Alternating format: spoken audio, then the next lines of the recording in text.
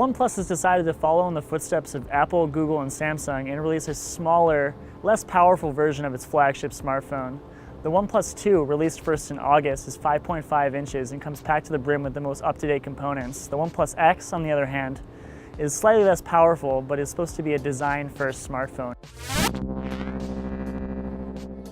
This is the OnePlus X Onyx. What really sets it apart is its design. It feels really great in the hand, from the display to the glass backplate, which is a first for OnePlus, all the way just to kind of the sides, and how it feels in your hand is really great. It comes with this new slider on the side where you can go from having no notifications, a mute button, to priority only, to having basically all notifications, opening the flood. The OnePlus X has a more expensive variation called the OnePlus X ceramic version. The ceramic version, they're really touting as a design-first smartphone, and they say they imported zirconia sand from Australia to make the ceramic backing. You can tell it's a little bit different than the normal OnePlus X Onyx version because it's got a different hue, it's a little bit more reflective, and it feels nicer in the hand. It's heavy in material in a way that only the iPhone 6s really feels like. The OnePlus X ceramic version doesn't offer anything more than the Onyx version, save for the slightly different edges, the different backplate, the kind of the heft when you hold it.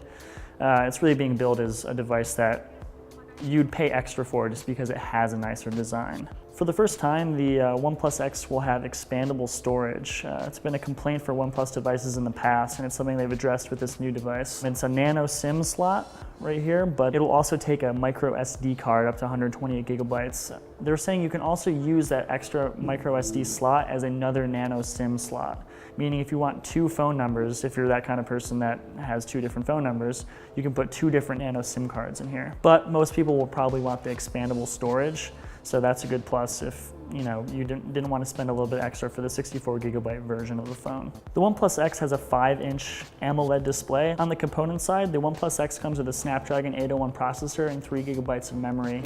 That puts it slightly lower than the OnePlus 2, which came with the Snapdragon 810 and 4 gigabytes of RAM, but for most smartphone users, it won't matter that much. One big change with the OnePlus X is that the invite system they're known for, it's now going to only be 1 month long. So after 1 month, they're going to have certain windows of time when you can order the phone and get it immediately. The OnePlus X Onyx version will be available in the US starting November 19th for $249 USD. The ceramic version is only going to be available in Europe, and they don't have a release date for that yet. They say before Christmas, and it's going to cost you 379 euros.